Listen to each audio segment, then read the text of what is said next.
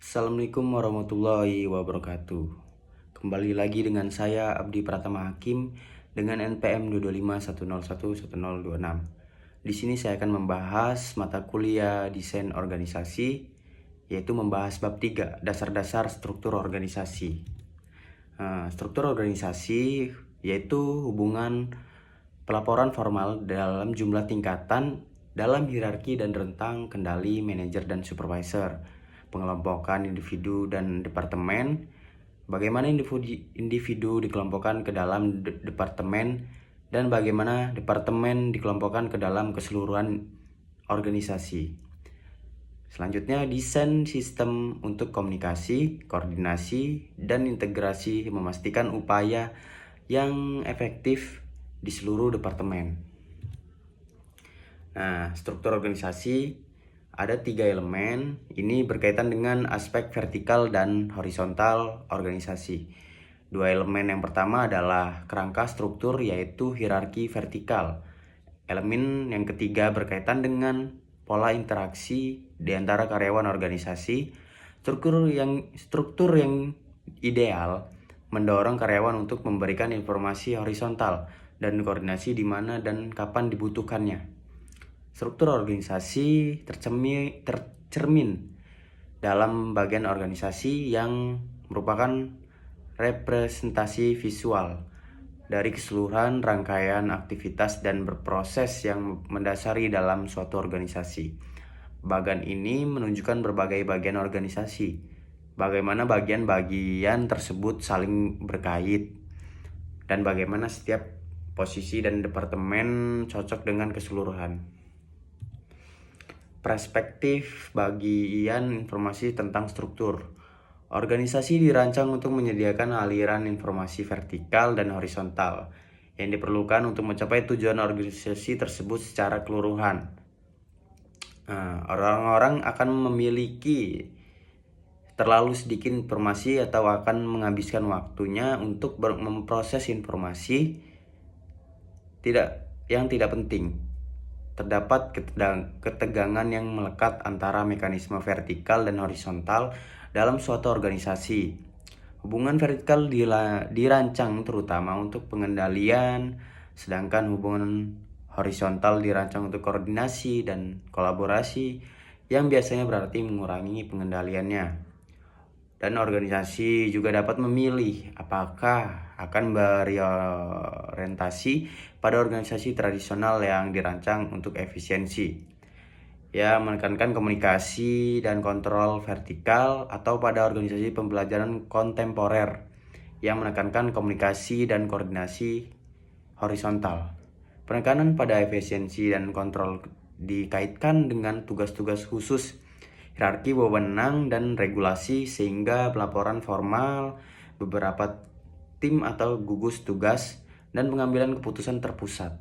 Penekanan pada pembelajaran dan adaptasi dikaitkan dengan tugas bersama, hierarki yang santai, sedikit aturan komunikasi tetap, banyak tim dan satuan tugas, dan pengambilan keputusan yang terdesentralisasi. Selanjutnya ada alternatif desain organisasi, di mana desain organisasi melibatkan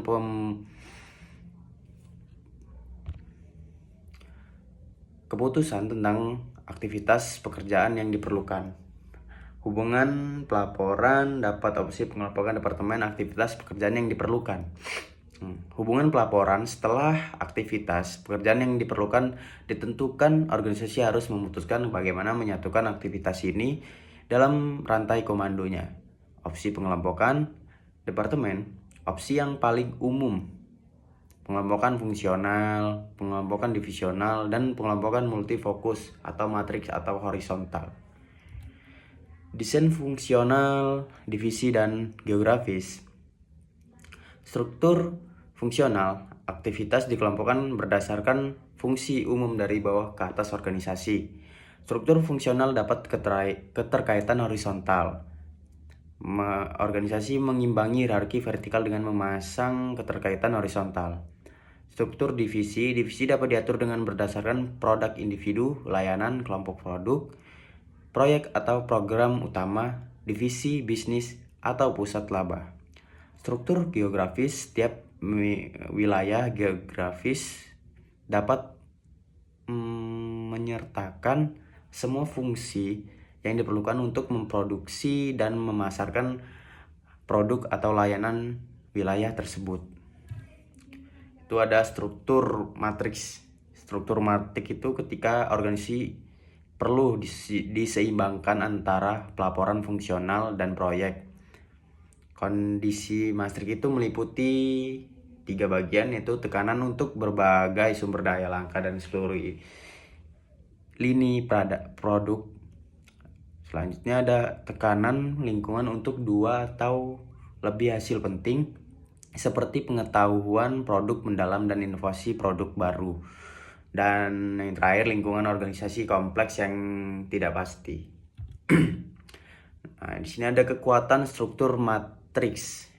Mencapai koordinasi yang diperlukan untuk memenuhi ketentuan ganda dari pelanggan. Berbagai sumber manusia secara fleksibel di seluruh produk. Cocok untuk lingkungan kompleks dan keputusan yang sering berubah.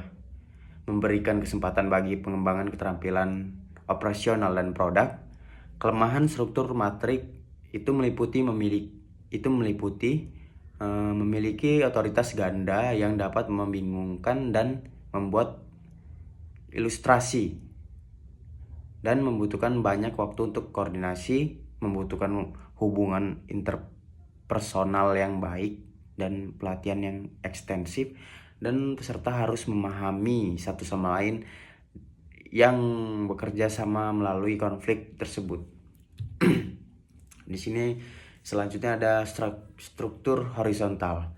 Nah, di mana struktur horizontal itu mengatur karyawan di sekitar proses inti horizontal daripada fungsi departemennya. Karakteristik ini meliputi yang pertama itu struktur yang diciptakan di sekitar proses alur kerja lintas fungsi inti ini daripada tugas-tugas fungsional.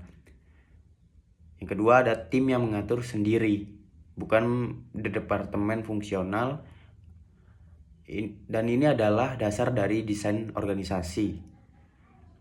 Yang ketiga ada pemilik proses tanggung jawab untuk proses inti. Yang keempat ada tim memiliki kebebasan untuk membuat keputusan yang penting bagi kinerja mereka. Kelima ada karyawan dilatih silang untuk dapat melakukan berbagai tugas. Dan yang terakhir itu ada struktur dirancang untuk meningkatkan komunikasi dengan pelanggan dan pemasok. Nah, di sini ada kekuatan struktur horizontal itu. Di sini ada kekuatan dan kelemahan. Terutama saya akan membahas kekuatannya dulu. Di situ ada dengan cara meliputi meningkatkan koordinasi, meningkatkan komunikasi, meningkatkan fleksibilitas, meningkatkan respon terhadap perubahan pelanggan. Dan itu kelemahan struktur horizontal itu ya meliputi sulitnya untuk menentukan proses inti, membutuhkan perubahan budaya, membutuhkan pelatihan karyawan, dan mungkin membatasi pengembangan keterampilan mendalam. Di sini ada jaringan virtual dan outsourcing. Dengan jaringan virtual, perusahaan dapat mengalihdayakan berbagai fungsi bisnis utamanya ke perusahaan lain. Cara kerja struktur ini meliputi yang pertama itu perusahaan kecil dapat memulai dengan sedikit modal dan perkembangan pesat. Yang kedua, perusahaan dapat memiliki fleksibilitas dan responsif terhadap perubahan kebutuhan. Dan yang ketiga, perusahaan dapat mengurangi biaya overhead dan meningkatkan efisiensi. Dan yang keempat, ada kekuatan struktur meliputi memungkinkan perusahaan untuk berkonsentrasi pada kompetisi intinya. Selanjutnya, memberikan fleksibilitas dan responsivitas yang lebih besar dan mengurangi biaya overhead. Jaringan virtual dan outsourcing itu mempunyai kelemahan yang meliputi membutuhkan kepercayaan dan komunikasi yang kuat dengan mitra outsourcing. Mungkin sulit untuk mengendalikan kualitasnya, dan mungkin menimbulkan masalah keamanan tersebut lah. Selanjutnya ada struktur hibrida. Sebagian besar organisasi besar menggunakan struktur hibrida untuk menggunakan karakteristik berbagai pendekatan yang disesuaikan dengan kebutuhan strategis tertentu. Struktur hibrida cenderung digunakan di lingkungan yang berubah cepat. Selanjutnya ada aplikasi desain struktural. Dua aplikasi penting dari desain struktural meliputi penyelarasan struktural dan gejala kekurangan struktural. Penyelarasan struktural berarti menyelaraskan struktur organisasi dengan tujuan dan strategi organisasi. Gejala ini kekurangannya struktural meliputi pengambilan keputusan yang tertunda atau tidak berkualitas, kurangnya inovasi dan penurunan kinerja dan konflik yang berlebihan. Mungkin itu saja yang dapat saya sampaikan dari bab 3. Kurang lebihnya saya mohon maaf. Saya iri wabillahi taufiq wal hidayah. Wassalamualaikum warahmatullahi wabarakatuh.